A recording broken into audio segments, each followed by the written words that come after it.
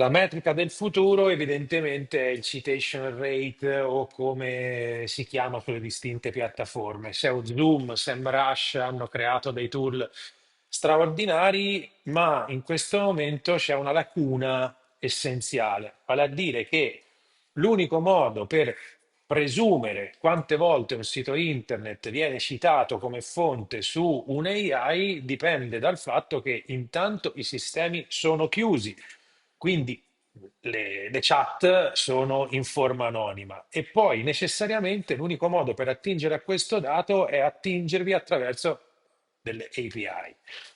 Ci sono due sistemi sostanzialmente di dialogo. Prendiamo per esempio come dialoga ChatGPT, come dialoga AI Overview. AI Overview evidentemente è un sistema molto più semplice perché in realtà non si fa altro che andare ad analizzare quelle che sono le impression, cosa che tendenzialmente Google ha sempre fatto attraverso anche un banalissimo Search Console.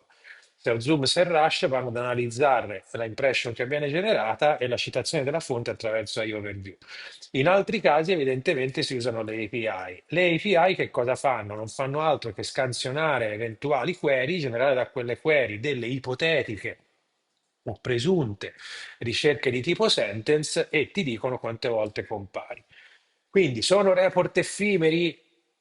Sì, per certi versi sì, per altri versi invece ci aiutano a capire quanto bene il nostro sito internet o i nostri presidi digitali dialogano con le intelligenze artificiali. Ricordatevi sempre che oggi il tema che si chiami Geo o che si chiami Search Optimization non passa più esclusivamente da un sito internet, passa evidentemente da tutti quelli che sono i presidi digitali.